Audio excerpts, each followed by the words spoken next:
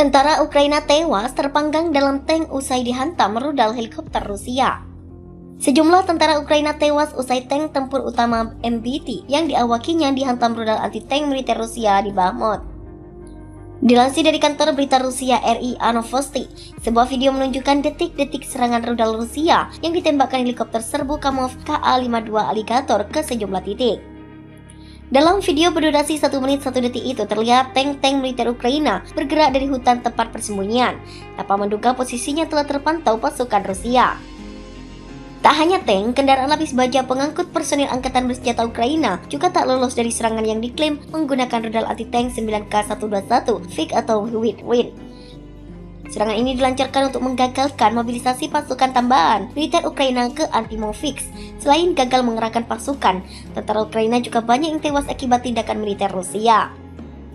Pada hari Jumat lalu, Kementerian Pertahanan Rusia mengklaim jika sejak melancarkan operasi serangan balasan pada 4 Juni, lebih dari 43.000 tentara Ukraina tewas. Jumlah ini tidak termasuk korban luka dan tentara bayaran asing. Sebagai informasi, helikopter Ka-52 Alligator adalah salah satu platform peluncuran rudal kendali anti-tank ATGM-9K121 FIG atau yang oleh negara-negara NATO disebut Whirlwind dan AT-19 Kelliot.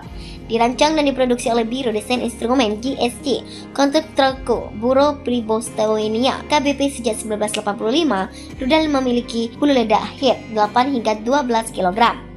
Rudal ini juga mampu menjangkau sasaran maksimal sejauh 12 km dengan kecepatan 1,8 Mach atau setara dengan 2.200 km per jam. Selain Ka-52, rudal 9K121 FIG juga memiliki basis peluncuran dari helikopter serbu Mi-28 Havoc, Kamov Ka-50 Black Shark, jet tempur Sukhoi Su-25 Crash, dan sejumlah kapal patroli Angkatan Laut Rusia VMF. Situasi di wilayah Zaporizhia dipastikan akan kembali memanas setelah militer Ukraina memobilisasi ribuan pasukan tambahan pada hari Kamis. Kabar pengerahan personil tambahan ke daerah tempat berdirinya pembangkit listrik tenaga nuklir PLTN Energodar dilaporkan oleh anggota Dewan Perwakilan Daerah Zaporizhia Vladimir Rogov. Dalam pernyataannya, Rogov menyebut angkatan bersenjata Ukraina mengirim sekitar 8.000 personil ke daerah Orekov dan Gulyapole. Ribuan tentara Ukraina juga dilaporkan bergerak dalam formasi bersenjata lengkap melalui jalur kota Plovrogad dan Dnipropetrovsk. Jumlah militan dari formasi bersenjata Ukraina ini bergerak menuju posisi kami melalui Pavlovgrad dan Dnipropetrovsk, tepatnya di arah Zaporizhia menuju area Orekov dan Gulyapole, ujar Rogov. Hari ini 8.000 tentara Ukraina sudah ada di area Orekov, Gulyapole, dan tindakan kohesi unit mereka sekarang sedang berlangsung, kata pejabat daerah ini seperti dilansir dari kantor berita Rusia TASS. Lebih lanjut, Rogov mengatakan unit militer Ukraina tidak menyertakan kendaraan lapis baja dalam konvoi bersenjatanya menuju Orekov dan Gulyapole. Namun demikian, kendaraan-kendaraan lapis baja militer Ukraina itu tetap berada dalam status siaga, hanya saja ditempatkan dalam posisi tembak di daerah yang memiliki perlindungan. Mereka sangat menyisihkan peralatan atau mempersiapkan untuk hal lain. Peralatan itu ada tetapi tidak berpindah ke posisi tempur. Kemungkinan kendaraan lapis baja itu beroperasi dari posisi tembak yang terlindung, ucap Rogov melanjutkan. Sebelum pengerahan pasukan tambahan, militer Ukraina diklaim menerima pukulan telah usai selesai artileri militer Rusia di wilayah Malaya, Tomaka, dan Novopavlovka. Laporan ini dikonfirmasi oleh pejabat gubernur Zaporizhia Yevgeny Balitsky yang berani memastikan bahwa militer Ukraina kehilangan satu brigade penyerang dalam serangan artileri tersebut.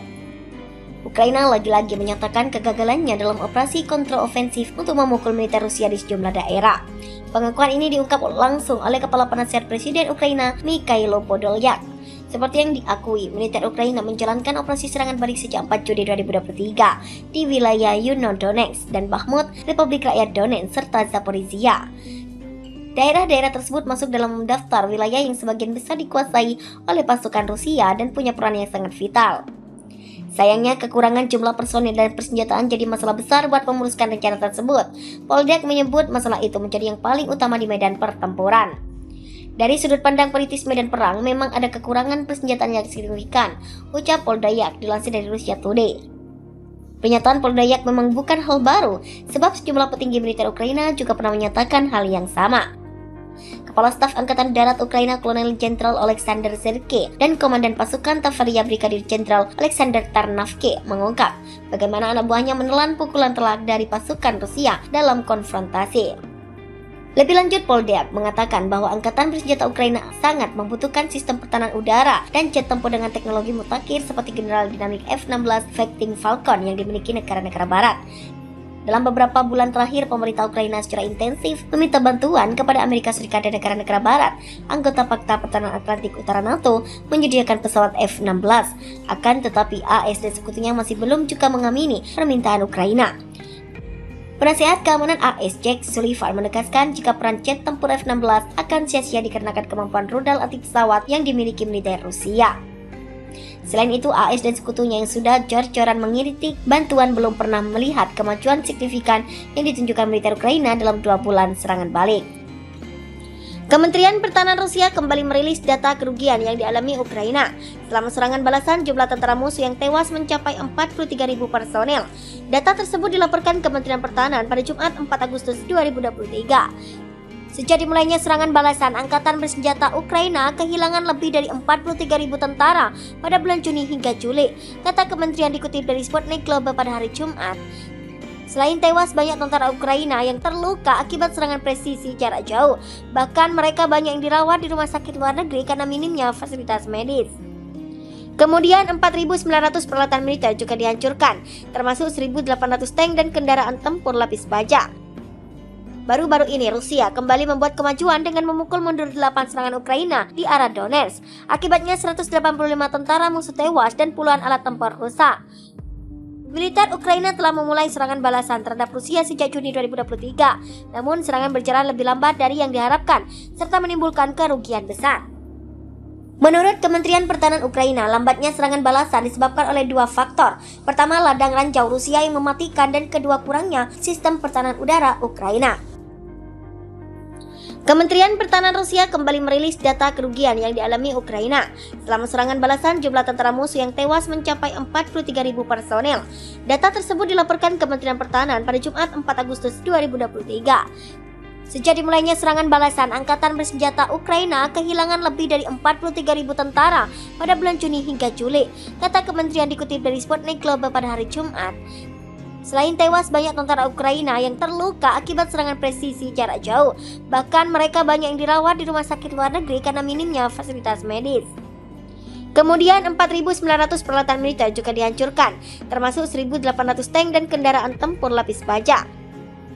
Baru-baru ini Rusia kembali membuat kemajuan dengan memukul mundur 8 serangan Ukraina di arah Donetsk. Akibatnya 185 tentara musuh tewas dan puluhan alat tempur rusak.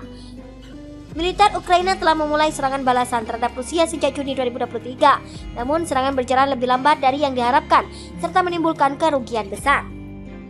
Menurut Kementerian Pertahanan Ukraina, lambatnya serangan balasan disebabkan oleh 2 faktor. Pertama, ladang ranjau Rusia yang mematikan, dan kedua, kurangnya sistem pertahanan udara Ukraina.